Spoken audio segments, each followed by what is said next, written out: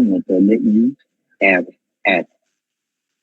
Nah, nanti akan terlihat di sini bahwa semakin tinggi I, maka NPT-nya akan semakin kecil. Ya, jadi gambarannya bahwa I itu sangat berpengaruh, di mana ketika I semakin besar, maka NPT-nya akan semakin kecil.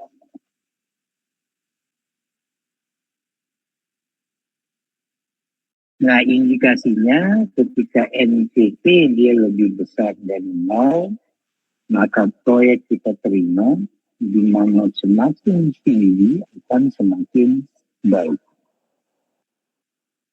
Ketika NPT kurang dari 0, maka proyek kita tolak. Kita katakan dia tidak layak. Nah, ada yang juga NPT-nya 0, ini netral, tapi jarang ya ada perhitungan yang NPT-nya 0. Nah, kelebihan dari NPT ini adalah kita tidak memasukkan faktor nilai waktu dari uang, kemudian kita sudah mempertimbangkan seluruh aliran proyek ya. Jadi tentunya sepanjang investasi itu, kemudian dia sudah mengukur besaran absolut ya, bukan relatif. Artinya absolut itu sudah fix ya, sudah pasti ya. Sehingga nanti mudah kita melihat kontribusinya terhadap usaha meningkatkan kekayaan atau keuntungan perusahaan atau pemegang saham. Ya, jadi nanti sudah bisa dilihat ketika NPT-nya itu semakin besar, maka terjadi peningkatan kekayaan perusahaan atau pemegang saham. Oke, ini ada contohnya ya. Jadi jika proyek riset yang pertemuan sebelumnya sudah dijadikan contoh ya, diasumsikan dia tidak memiliki nilai sisa di akhir tahun kelima, kemudian rate of return atau MAR-nya kita tentukan 10%, nah berapa NPT dari proyek tersebut ya. Nah, ini kemarin ya aliran kas dari proyek resort kemarin ya yang 5 tahun. Ya, ini pendapatan ini investasinya 15 miliar. Ini pendapatan per tahun yang memang berbeda-beda ya. Berbeda-beda. Nah, kemudian kita buka tabel, kita lihat di P per F, 10%, N. Ya, jadi kita akan lihat N-nya tahun pertama dia 0,9, tahun kedua 0,8 dan seterusnya. Inilah yang kita sebut dengan faktor diskonto. Kalau misalnya aliran kasnya sama di sini, ini Anda cari yang di tabel P per A. Ya. Kalau Anda gunakan rumus juga bisa. Jadi ini kalau Anda gunakan rumus 1 per 1 tambah 10% pangkat 1. Ya. Nanti 1 per 1 tambah 10% pangkat 2. Cuma kan lama. Ya, maka sebaiknya digunakan tabel.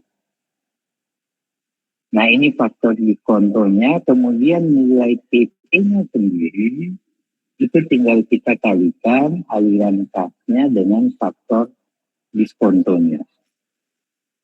Jadi 2 kali 0,9 ketemu 1,8 miliar ya. 4 kali 0,8 ketemu 3,305 dan seterusnya. kemudian NPP-nya kita totalkan. Mulai dari min 15 miliar tambah 1,8 miliar tambah 3,305 miliar dan seterusnya. Maka kita akan ketemu NPP-nya adalah minus 2,862,75 miliar. Nah, di sini terlihat bahwa kalau kita hanya sampai pada 5 tahun saja, maka NPP-nya kurang dari 0. Maka proyek itu kita tolak. Nah, kalau misalnya waktunya kita perpanjang, ya ini bisa jadi nanti NPP-nya akan menjadi positif. Tapi itu relatif ya, tergantung lagi pengeluaran, tergantung lagi pendapatan yang kita prediksikan.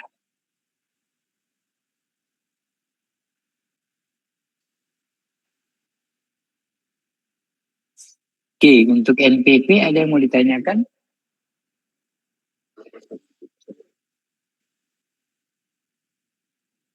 Jelas ya?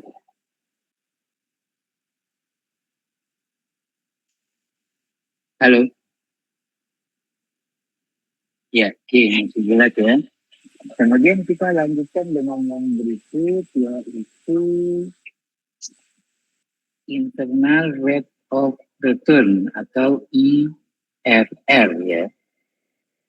Nah, IRR ini adalah arus pengembalian yang sebenarnya menghasilkan NPP aliran kas masuk sama dengan NPP aliran kas keluar. Jadi kalau tadi NPP kita rumuskan sama dengan pemasukan dikurang dengan pengeluaran, ya tentunya sudah menggunakan faktor diskonto ya. Nah, untuk kita menghitung IRR, itu asumsinya adalah aliran kas masuk sama dengan aliran kas keluar.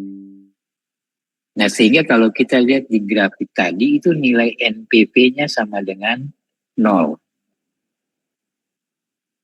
Ya, nilai NPP-nya sama dengan 0. Nah,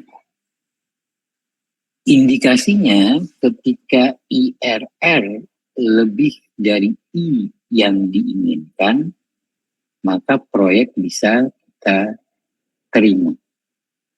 Jadi tadi saya katakan I-nya sendiri itu sangat relatif. Ya, taruhlah misalnya kita targetkan I-nya itu 15%. Nah, ketika nilai IRR-nya itu nanti ternyata lebih besar dari I, itu berarti proyek bisa kita terima. Ya, jadi I yang ini ya, dia lebih besar dari I yang ini. Tapi kalau misalnya IRR itu dia kurang dari yang kita inginkan, maka proyeknya kita tolak. Ya.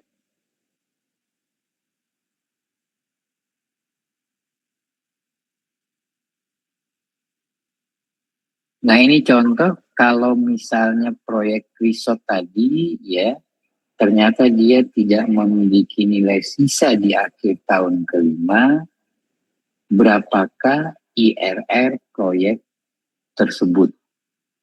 Ya. Nah, kalau kita lihat di sini, kita buat dulu rata-rata aliran kas masuk. Jadi aliran kas masuk selama 5 tahun itu, ini kalau saya tidak salah kemarin 16 miliar, ya.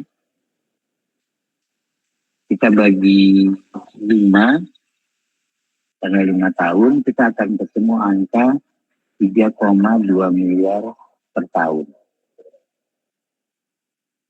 Nah, kemudian dengan menggunakan rumusan ini, ya, maka akan menjadi 3,2 miliar.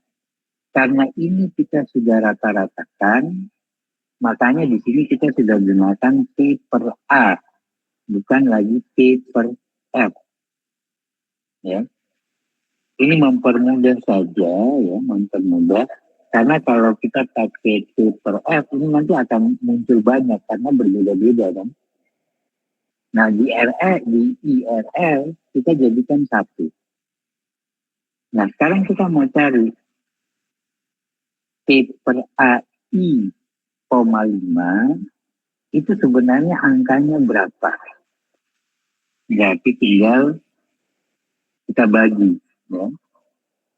15 miliar kita bagi dengan 3,2 miliar. Maka kita dapat P per AI, 5 itu 4,69. Nah sekarang kita akan cari ini berapa yang nanti menghasilkan faktor sama dengan 4,69 atau yang mendapatkan arus diskonto 4,69.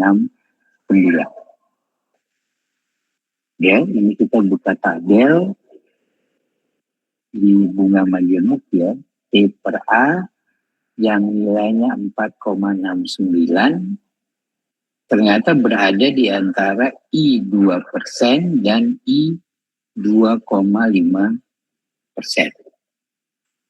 Jadi Anda lihat di tabel ya, ini saya punya tabel bunga majemuk seperti ini.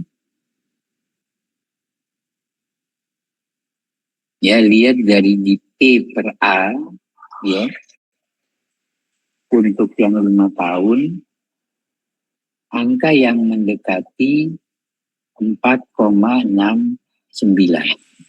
Jadi, Anda lihat di semua I, yang paling mendekati 4,69 itu yang I-nya berapa persen?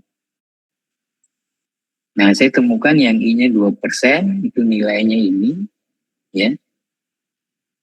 Kemudian saya lihat lagi, ternyata ada juga di yang 2,5%, yang nilainya ini. Jadi angka 4,69 itu berada di antara ini, 4,64 sekian dan 4,71 sekian.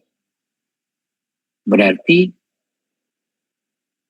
I persisnya berada di antara 2% dan 2,5%.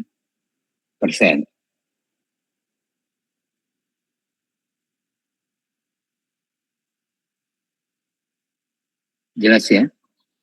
Nah ini memang harus dibuka tabelnya satu persatu.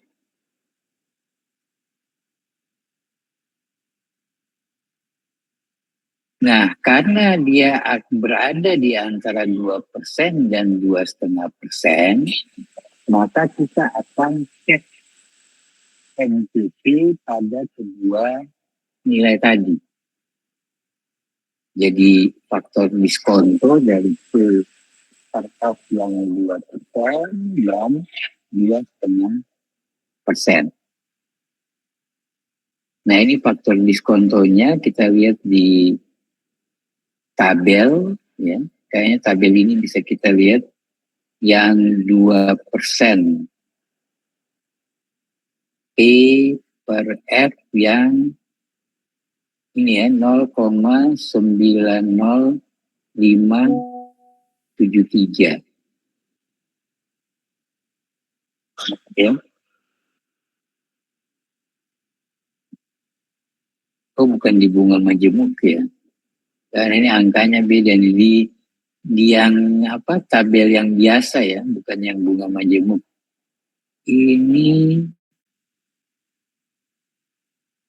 P per F tahun pertama 0,9 tahun kelima ini. Oh tahun pertama ini sorry 0,9839 benar ya? Ini ya 0,98039.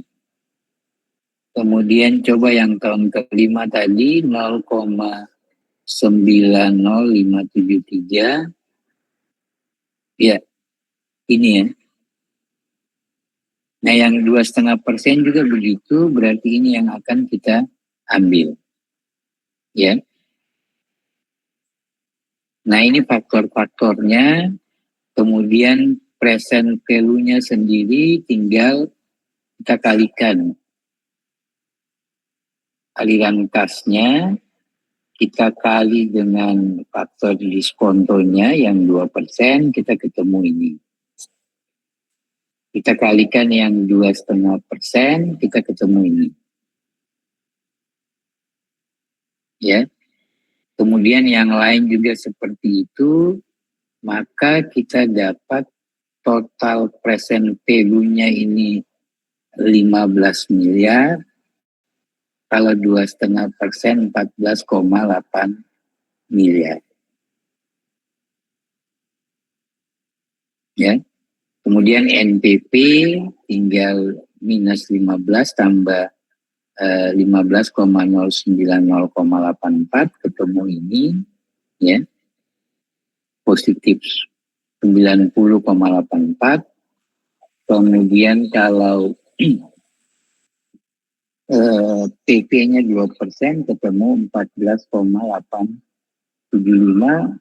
Kalau ditotalkan antara minus 15M dengan plus 14,875,69 kita akan ketemu negatif 124,31.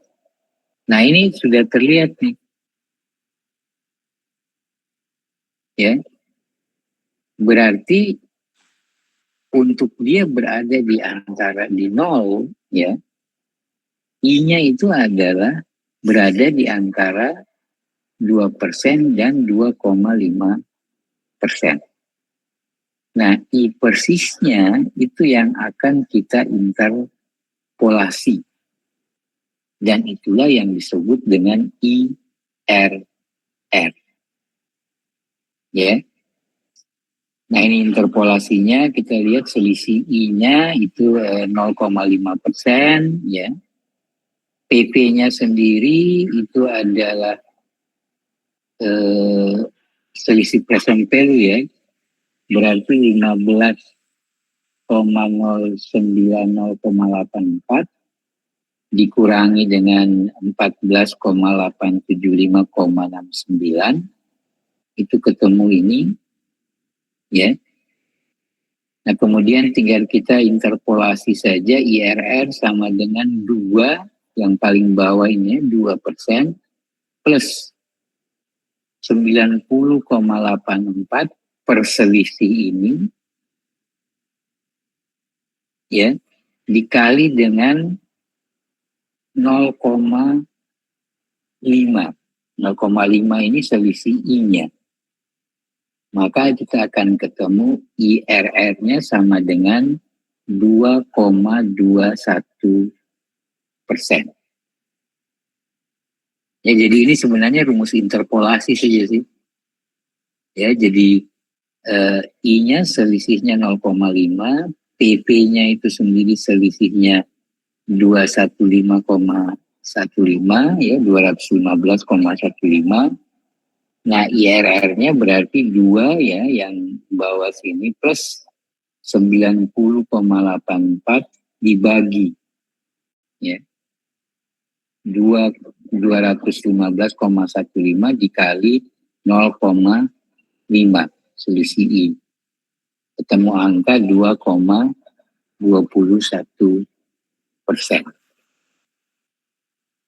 Nah, nanti tinggal kita lihat IRR ini gimana menurut si investor tadi. Ya, kalau misalnya dia lebih kecil dari bunga deposito, ya, yang mendingan dia tidak usah investasi. Karena investasi itu berisiko. Ya, tapi kalau misalnya menurut dia, ya, tidak apa-apa saya investasi saja karena misalnya niat saya itu membuka lapangan kerja. Ya, ya dia akan tetap investasi. Yang jelas di sini IRR itu sudah ketemu angkanya dan nanti akan menjadi keputusan dari investor. Oke. Kemudian yang berikut itu adalah indeks profitabilitas, ya. Jadi indeks profitabilitas atau IP ini sebenarnya merupakan kemampuan mendatangkan laba per satuan investasi. Ya, jadi potensi labanya sudah kelihatan dengan kita menghitung indeks profitabilitas atau IP. Nah, rumusannya tinggal pendapatan tadi kita bagi dengan pengeluaran. Ya, jadi ini perhitungan sebelumnya sama, tinggal di IP-nya kita bagi pendapatan dibagi dengan pengeluaran. Nah, indikasinya ketika IP-nya itu lebih dari 1, ya, maka proyek kita terima. Tapi kalau IP-nya itu kurang dari 1, maka proyeknya kita tolak. Ya, nah berarti angka yang tadi pendapatan dari contoh soal tadi, ya, kalau kita hitung total pendapatannya itu adalah 12,137,25, ya, dibagi dengan 15 miliar. Maka IP-nya ketemu 0,81, artinya proyek itu ditolak. Ya, nah 12,137 miliar sekian ini aliran kas masuk dari yang ini tadi, ya, yang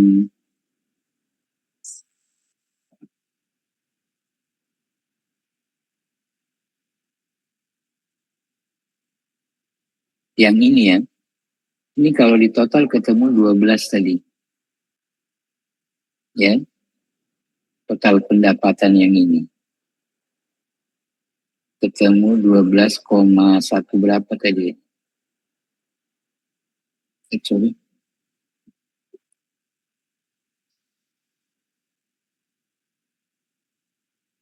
12,137,25, ya. Nah, Anda lihat di NPV proyek sudah ditolak, maka di IP itu pasti juga ditolak. Jangan sampai di NPV ditolak atau enggak, atau IP-nya diterima, atau sebaliknya NPV-nya diterima, IP-nya ditolak.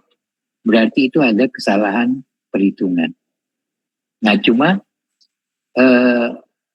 IP ini mau melihat berapa persen tingkat keuntungannya. Ya, kalau NPV itu kan hanya net present value,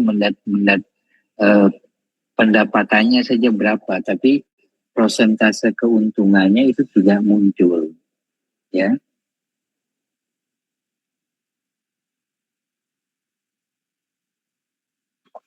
Oke, itu untuk indeks profitabilitas. Kemudian yang berikut ini adalah benefit cost ratio, ya, yang sebenarnya rumusnya sama saja dengan indeks profitabilitas tadi. Tetapi yang berbeda itu adalah dari cara menentukan pendapatan, ya. Jadi benefit cost ratio ini biasanya digunakan untuk mengevaluasi proyek-proyek pemerintah yang sebenarnya dia lebih banyak menekankan pada manfaat, ya, atau benefit, ya, benefit dari pelaksanaan sebuah proyek bagi masyarakat, ya. Jadi misalnya pemerintah bangun jalan, ya. Kalau jalan tol itu kan memang ada pendapatan, ya. Tapi kalau bangun jalan raya biasa itu kan tidak ada pendapatan bagi pemerintah, kan. Bagi pemerintah tidak ada pendapatan. Tetapi yang penting itu memberikan manfaat bagi masyarakat. Nah, manfaat bagi masyarakat ini yang kemudian kita harus konversikan ke dalam nilai uang. Ya, jadi misalnya membangun jembatan Suramadu, ya, apalagi sekarang sudah digratiskan, ya, itu kan investasinya sekitar 5 triliun ya, kalau saya tidak salah ya, 5 triliun. Kalau hanya menghitung pendapatan dengan tarif tol yang dulu, ya, itu bisa berapa puluh tahun baru 5 triliun itu kembali. Apalagi sekarang sudah digratiskan, ya. Tetapi sekarang yang dilihat adalah harapannya sebenarnya dengan adanya jembatan Suramadu itu, maka ekonomi masyarakat Madura khususnya itu akan mengalami peningkatan. Waktu tempuh lebih cepat, ya. Kemudian juga mungkin tingkat kenyamanan, tingkat keselamatan. Nah, keuntungan-keuntungan tadi yang dikonversikan ke nilai uang. Ya, makanya kita belum pernah ada evaluasi, ya. Apakah masyarakat di Madura itu sekarang istilahnya berapa ya? Pendapatan per kapitanya meningkat atau tidak? Ya. Nah, itu yang disebut dengan nama BCR. Ya. Atau contoh lain, kalau di proyek-proyek jalan atau jembatan, ya, itu pasti ada, ya. Pasti ada. Misalnya orang bangun jembatan, yang semula dia harus muter, dengan adanya jembatan ini waktu tempuh lebih cepat. Ketika waktu tempuh lebih cepat, tentunya bahan bakar juga akan berkurang. Ya. Nah, penghematan bahan bakar setiap orang yang lewat jembatan itu, kalau dirupiahkan, dikali sekian banyak orang, dalam 1 tahun, itu berapa? Ya, itu yang disebut dengan benefit cost ratio. Ya, jadi kita membawa nilai manfaat ke dalam bentuk uang. Ya, kalau untuk rumusnya sama saja, ya. Nilai sekarang benefit atau keuntungan atau present value benefit dibagi dengan nilai sekarang biaya atau present value biaya. Indikasinya kalau BCR lebih dari 1, proyek diterima. Kalau BCR-nya kurang dari 1, maka proyek ditolak. Nah, kalau proyek resort tadi misalnya kita bawa ke BCR, ya. Nah, ini hasilnya ya tetap tadi 0,81, ya. Tetap proyeknya akan ditolak. Nah, nanti harapan saya kelompok yang mempresentasikan proyek transportasi, ya, kebagian jalan dan jembatan, itu nanti bisa menjelaskan lebih detail tentang benefit cost ratio ini, ya. Jadi manfaat bagi masyarakat. Kalau di bangunan juga ada sih, misalnya UNESA bangunan gedung gitu kan. Nah, itu tidak dilihat dari SPP mahasiswa yang masuk. Kalau dari SPP mahasiswa yang masuk, ya tidak seberapa begitu loh. Bayangkan aja kayak bangun gedung psikologi yang 7 lantai kemarin kan sekitar 100 berapa ya? 100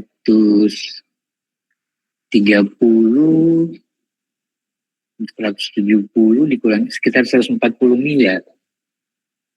Ya. Tapi manfaatnya itu nanti hitungannya kan gini. Lulusannya itu pasti pendapatannya lebih besar dari hanya lulusan SMA. Nah, selisih inilah yang bisa kita masukkan sebagai benefit, manfaat ketika kita membangun gedung hunian. Ya. Nah, ini biasanya sekali lagi digunakan untuk proyek-proyek pemerintah. Kemudian yang terakhir dari kriteria seleksi ini kita sebut dengan nama annual capital charge, ya, annual capital charge.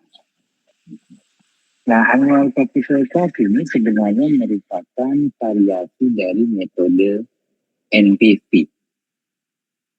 Dengan kita membagi nilai NPV terhadap faktor P per A, I, N. Tapi ini khusus kita bisa gunakan hanya untuk proyek-proyek dengan prediksi arus kas yang sama setiap tahunnya. Jadi ketika prediksi arus kas setiap tahunnya berbeda, ya, metode ini tidak bisa kita gunakan. Ya, jadi hanya yang arus kas bersihnya atau pendapatan keuntungannya itu sama per tahunnya. Sama dengan yang payback period, ya, di contoh pertama tadi. Nah, ini rumus dari ACC adalah NPV dibagi dengan faktor atau nilai dari P per A, I, N. Ya. Nah, indikasinya semakin tinggi ACC maka proyek akan semakin menarik. Nah, ini ada contoh, ya. Jadi ada 2 proyek, ya, masing-masing aliran kasnya seperti itu. Ada proyek A, investasinya 7 juta, ya. Ya, itu tinggal diganti miliar ya, jadi 7 miliar gitu kan. Pendapatan bersihnya selama 6 tahun itu 2 juta. Ada proyek B, ya, biaya investasinya itu 6 juta, tapi dia proyeksi pendapatannya itu hanya sampai 3 tahun. Dan sama, ya, semuanya 3 juta. Jadi ini yang dikatakan ketika proyeksi pendapatannya sama. Ya. Nah, di antara 2 alternatif ini kira-kira mana yang lebih menarik?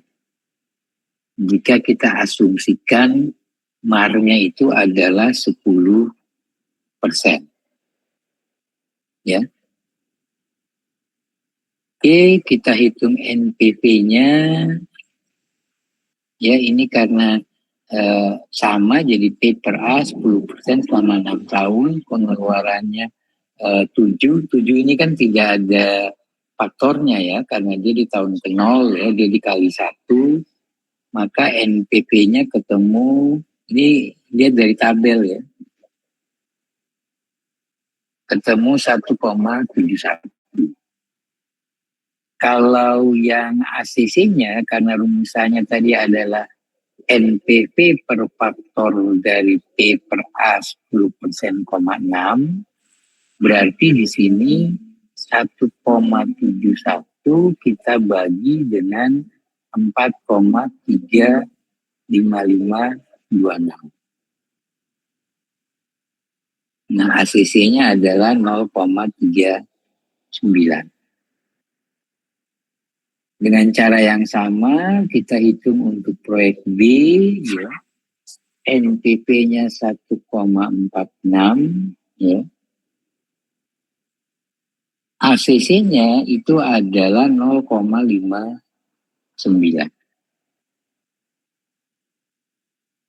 Ya, 1,46 dibagi 2,48685. Nah, kalau dilihat sebenarnya hanya dari NPV, kalau Anda bandingkan ya, ini sebenarnya proyek A lebih menarik. Karena NPV-nya lebih besar dari proyek B. Ya, tetapi dengan adanya metode ACC ini, maka kemudian bisa disimpulkan bahwa proyek B lebih menarik. Ya, karena ACC-nya itu lebih besar daripada proyek A. Ya, ini 0,59, ini 0,39.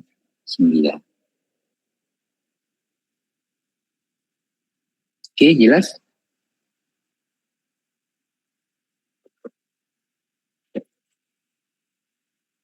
Jelas ya? Jelas, Mbak. Oke. Baik. Untuk kriteria seleksi sampai di sini ada yang mau ditanyakan, silahkan kalau ada.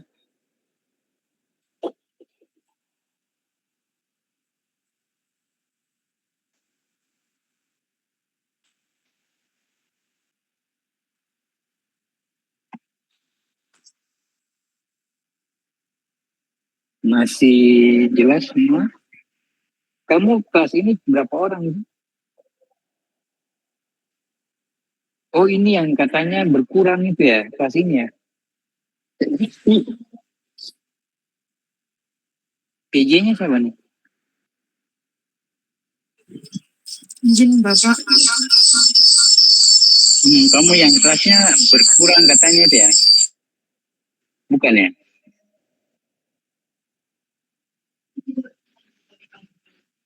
Yang berkurang itu yang kelas B ya?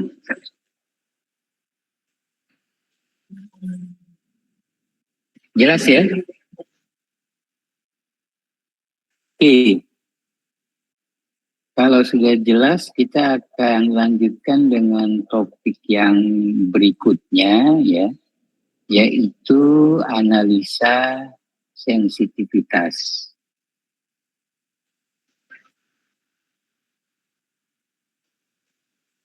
Slide-nya sudah terlihat? Sudah ya. Sudah ya? Oke. Analisa sensitivitas. Nah, Anda sudah paham bahwa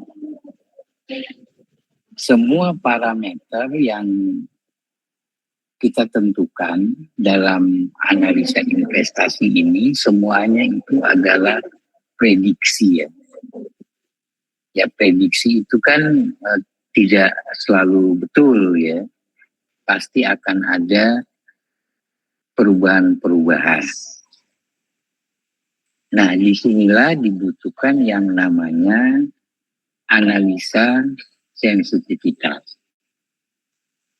Jadi analisa sensitivitas ini memang dibutuhkan dalam rangka kita melihat sejauh mana parameter-parameter investasi, sejauh mana dampak dari parameter-parameter investasi yang telah kita tetapkan sebelumnya boleh berubah.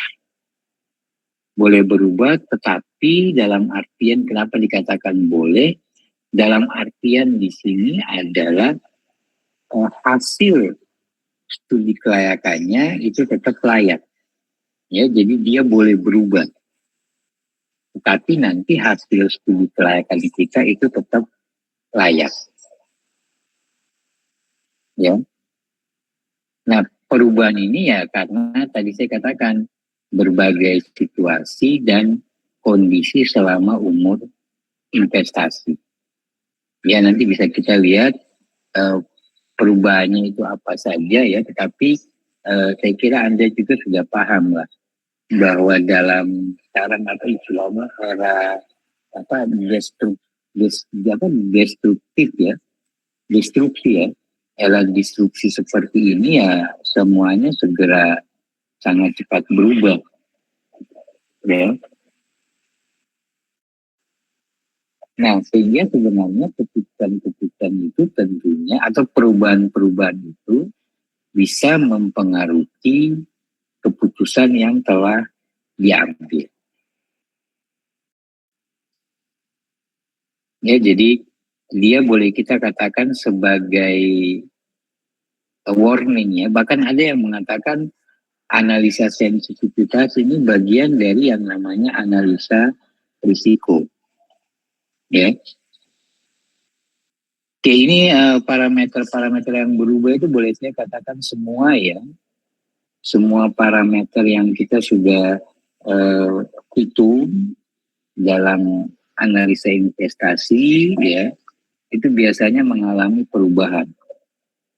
Ya, biaya awal, pendapatan, pengeluaran, suku bunga, nilai sisa, pajak, bahkan umur investasi itu bisa juga berubah. Nah, dalam melakukan analisa sensitivitas ya, ini umumnya kita menggunakan asumsi bahwa hanya satu parameter yang berubah. Sedangkan parameter yang lainnya itu kita anggap tetap. Dan penyelesaiannya kita lakukan dengan metode trial and error. Nah, pada kenyataan sebenarnya itu bisa jadi parameter-parameter tadi itu semuanya berubah secara bersamaan. Kalau berubah secara bersamaan, ya ini berarti bahwa kita bisa menyelesaikan itu dengan menggunakan yang namanya simulasi komputer atau menggunakan yang namanya programa dinamis ya. Nah, tetapi saya pernah lihat di beberapa dokumen studi kelayakan itu masih ada yang menggunakan metode trial and error ini ya. Nah, begitu juga Anda yang istilahnya masih levelnya S1 ya, itu masih menggunakan metode trial and error ini. Nah, kecuali nanti mungkin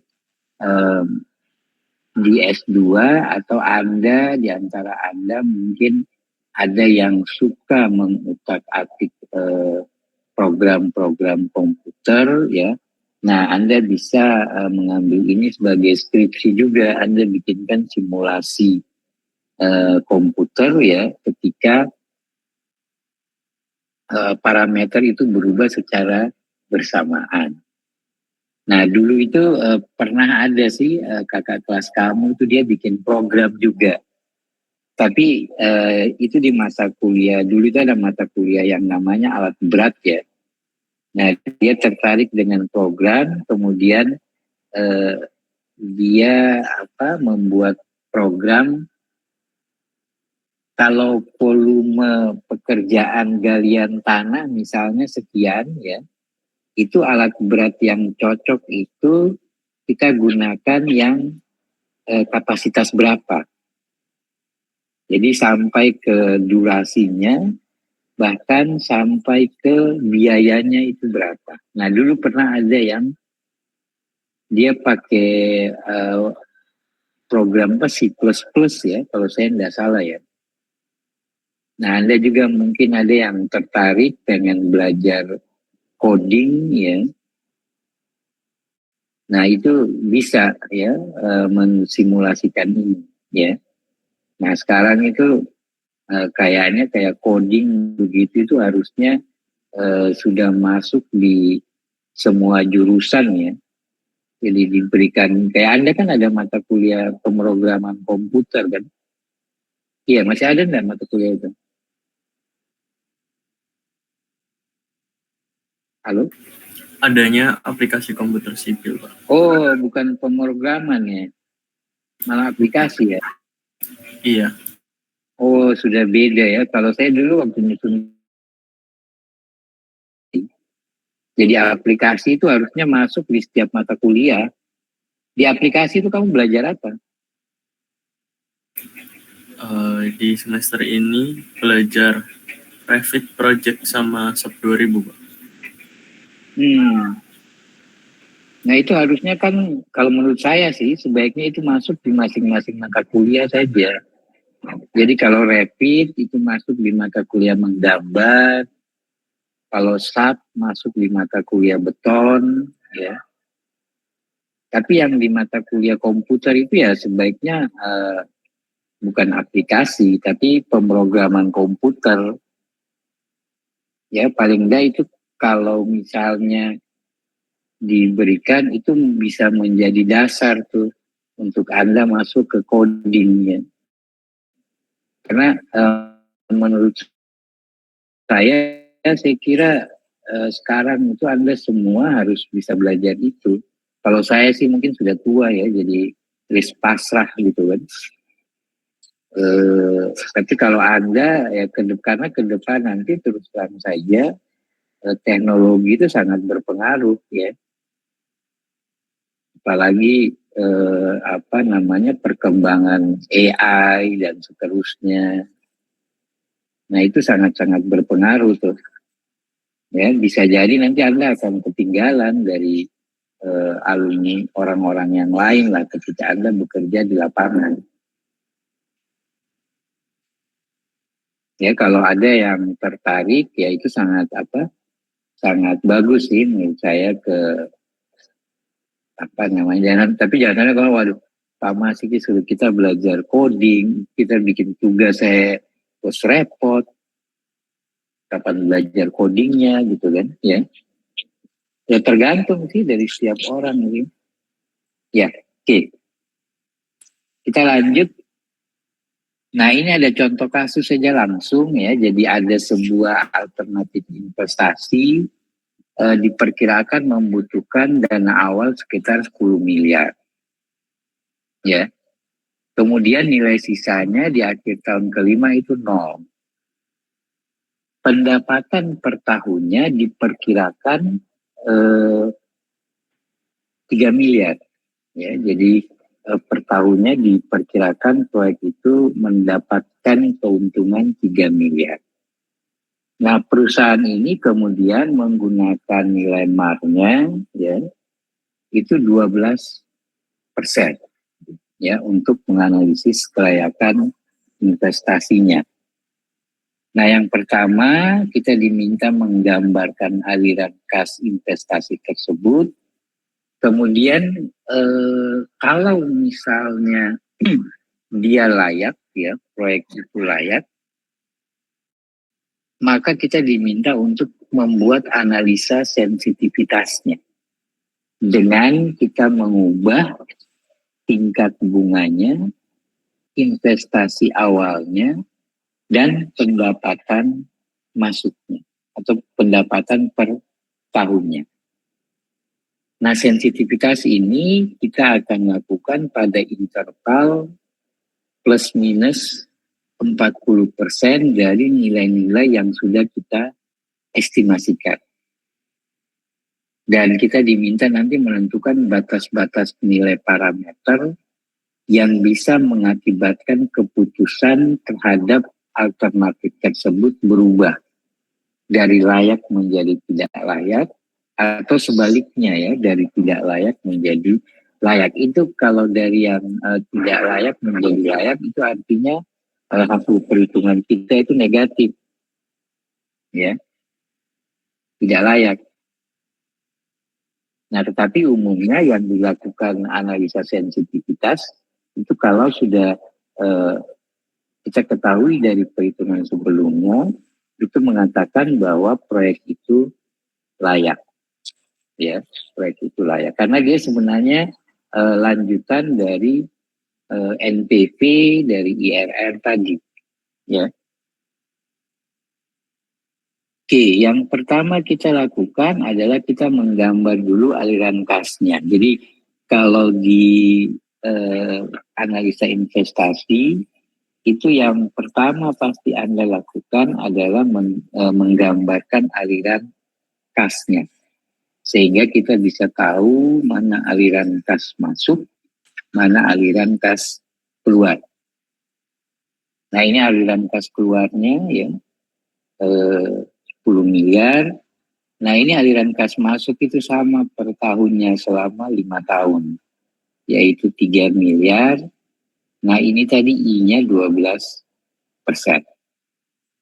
Nah kalau kita hitung N itu adalah negatif 10 plus 3. Nah ini karena dia itu sama setiap tahun, berarti kita bawa ke nilai sekarang dengan faktor P per A, 12%, 5 tahun.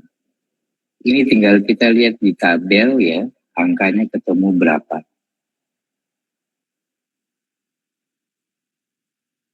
Oke, ini faktornya, maka kita ketemu 0,8144 miliar. Dia lebih dari 0, berarti dia layak. Nah, sekarang kita mulai melakukan analisa sensitivitasnya. Yang pertama kita lihat kalau misalnya tingkat bunga itu berubah. Nah, tadi Anda sudah lihat ya, ketika I-nya itu bertambah, NPP-nya akan semakin kecil. Sebaliknya kalau NPP-nya berkurang, kalau I-nya itu berkurang, maka NPP-nya itu akan semakin besar. Nah, kita asumsikan sekarang, bagaimana kalau I-nya itu bertambah 40 besar? Berarti yang 12% di sini, ya, itu naik menjadi 16,8. Nah, kalau ini hitungannya enggak, di tabel kayaknya enggak ada ya. Yang 16,8 ini dihitung pakai rumus. Ya, rumus dari A ke T. Ya. Nah, ini bisa dihitung tapi menggunakan rumus.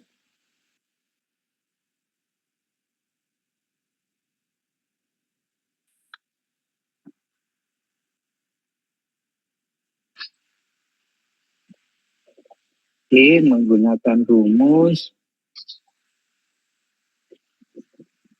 angkanya ketemu itu ya. Nah, bagaimana kalau misalnya bertambah 25%? Jadi kalau sudah 40% sudah pasti dia tidak layak ya.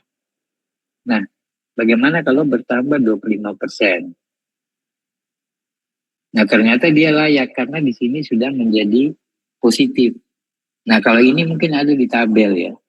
Jadi kalau bertambah 25% kan dari 12 itu 25%-nya itu 3. Ya 3 ya. 25% dari 12, 3 tambah 12 kan 15. Nah ini dilihat dari tabel dia sudah menjadi positif. Nah tentunya kalau berkurang itu dia pasti menjadi positif. Ya, menjadi positif. Nah kalau ini di tabel mungkin ada, kalau dia berkurang 25% ya. Jadi 12%, 25% dari 12 kan 3 ya. Jadi dia menjadi 9%. Ini berkurang kalau 40%. Nah kalau koma ini harusnya kamu pakai rumus nih. Ya. Nah kemudian NPP ini kita gambarkan. Kita gambarkan ke dalam bentuk grafik.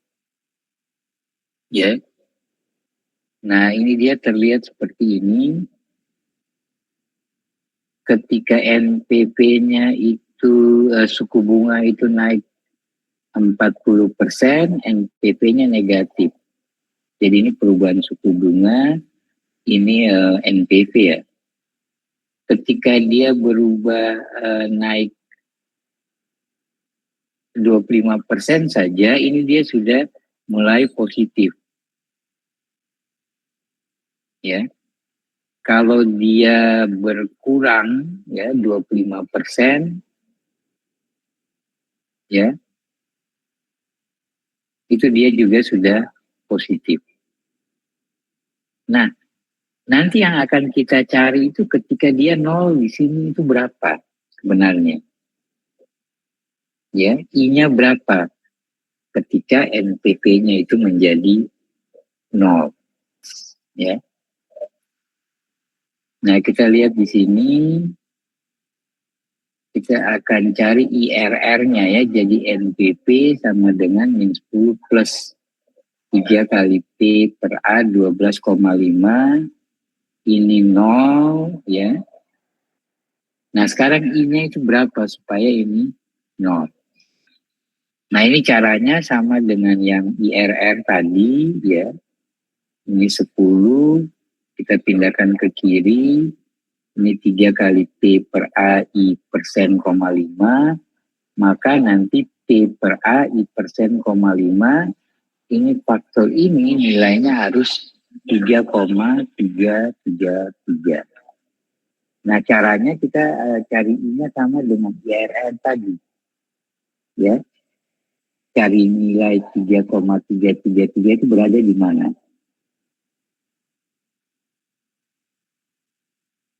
Nah, ternyata melalui proses trial and error dan interpolasi tadi, kita dapatkan I-nya adalah 15,25%. Ya. Nah, ini artinya apa? Ya, dia hanya bisa naik sekitar 25% saja. Ketika misalnya dia naik lebih dari ini, ya, maka langsung negatif. Nah, sehingga orang bisa menilai, kira-kira suku bunga kita ini nanti bisa naik sampai lebih dari 15,25% enggak? Kalau misalnya ada kemungkinan bisa naik ya, berarti ini bisa jadi akan tidak layak. Karena setelah dilakukan analisa sensitivitas, ternyata bergeser sedikit saja dari angka yang kita sudah prediksikan, langsung proyek menjadi tidak layak. Ya, jadi itu yang dimaksudkan dengan analisa sensitivitas. Nah, kemudian kalau yang kedua, itu caranya sama, tinggal sekarang investasi awalnya yang berubah. Di awal tentunya kalau meningkat, itu sudah pasti NPP-nya akan semakin kecil. Ya. Kalau investasi awalnya itu berkurang, berarti NPP-nya akan semakin besar. Nah, ini coba kita lihat, coba kita asumsikan kalau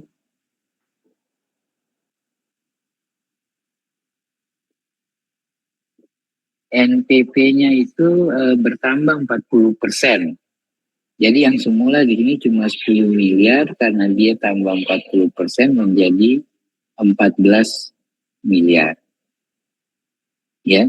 Nah, parameter yang lain ini tetap tidak berubah. Ya. Jadi tadi itu kan I yang berubah, tapi yang lain ini tetap.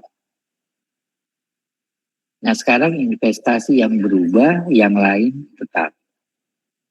Nah, kalau dia bertambah 40%, hasilnya negatif. Dia bertambah 25%, investasinya, hasilnya juga masih negatif. Tapi kalau dia berkurang, itu sudah jadi positif. Cuma minus 6, dia menjadi tambah positif. Ya. Nah, ini sama, kita gambarkan lagi. Nah, dia jadi seperti ini ya. Ketika investasinya meningkat, yaitu NPP-nya itu negatif. Ketika investasi berkurang, NPP-nya itu positif. Ya. Nah, kita akan mencari titik di sini. Investasinya berapa supaya NPV-nya ini menjadi 0. Ya. Nah, kita lihat di sini penyelesaiannya. Alternatif akan jadi tidak layak jika NPV negatif. Sehingga NPV akan sama dengan 0 jika, nah ini kita ganti sekarang dia ke Y. Ya. NPV sama dengan 0 berarti biaya investasinya di sini harus berapa? Dengan kita menggunakan pemasukan yang tetap dan faktor diskonto yang juga tetap. Nah, berarti Y-nya di sini sama dengan 10,8144 miliar. Jadi silakan investasinya itu bertambah, tapi maksimal hanya sampai 10,8114. Tetapi kalau dia lebih dari itu, kemudian proyeknya menjadi tidak layak. Ya, jadi kalau sudah yakin, saya yakin kok ini nanti misalnya perubahan tidak akan besar, ya, misalnya Anda tetap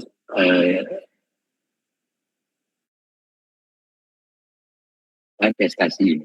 Tapi kalau misalnya berubah begitu 10,01 miliar saja sudah menjadi tidak layak, ya itu harus. Oke, kemudian bagaimana kalau pendapatan yang berubah? Tentunya kalau pasti NPV-nya bertambah. Kalau pendapatan berkurang, pasti NPV-nya akan berkurang. Nah, ini kita lihat ya, ini aja yang berubah ya. Kalau dia tambah 40% dikali 1,4. Kalau dia tambah 25% berarti dikali 1,25. Ya.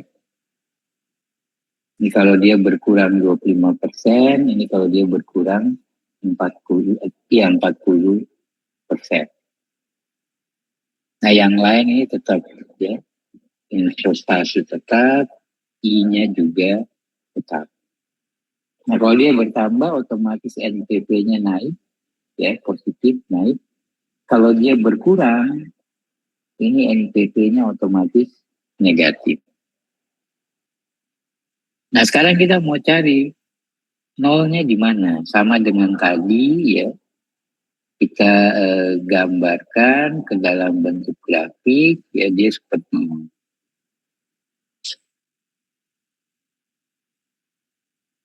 Ya. Nah, kita mau cari sekarang titik di sini itu yang NPV-nya 0 di sini itu, ini pendapatannya itu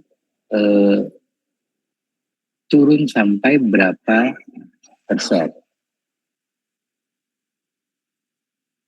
Ya. Nah, ini kita lihat di sini NPV-nya 0. Nah, ini yang menjadi kita cari di sini Z-nya ini berapa. Ya. Ini NPV-nya 0, ini faktornya tadi tetap. Nah, ini tinggal Z-nya berarti sama dengan 2,7741. Ya.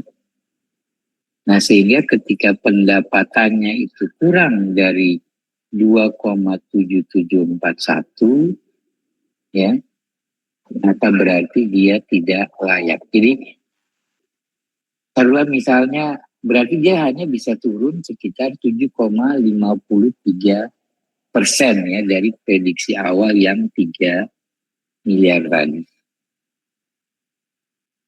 Kalau dia berubah jadi Z-nya 2,5 ya sudah otomatis dia menjadi tidak layak. Ya, ini yang saya katakan, kalau kita sudah targetkan 3M, kemudian masih ada selisih sekitar 300 juta, Nah ini menurut si investor ini bagaimana? Yang jelas kalau semakin kecil selisih ya itu berarti semakin tidak aman ya. Semakin besar range-nya itu tentunya investasi akan semakin aman.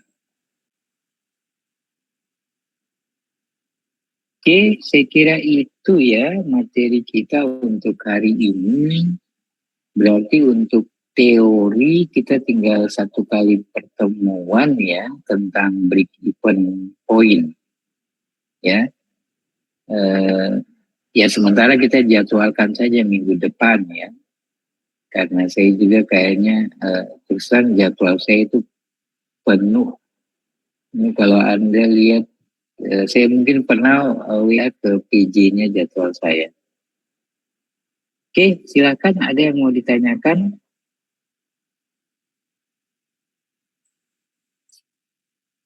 Nanti tinggal satu materi lagi, break even point, kemudian Anda yang akan presentasi. Ya saya mohon maaf ya kalau jadwalnya geser-geser begitu ya. Karena ya UNESA, tugas dari UNESA juga saya tidak ada tugas satu proyek dari tempat lain. Ya. Adanya cuma di UNESA saja, maksudnya kerjanya ya di UNESA.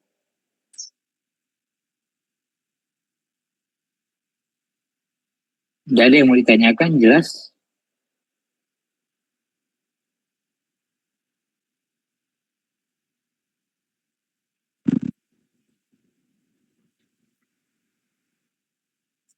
Insya Allah jelas Bapak. Ya, oke. Baik, kalau sudah jelas, saya akhiri pertemuan kita pada siang hari ini ya. Terima kasih. Sampai ketemu lagi mungkin di mata kuliah, apalagi nanti tender ya. Saya akhiri ya. Terima kasih. Assalamualaikum warahmatullahi wabarakatuh. Waalaikumsalam warahmatullahi wabarakatuh. Terima kasih Bapak. Terima kasih, Bapak. Oke. Ya.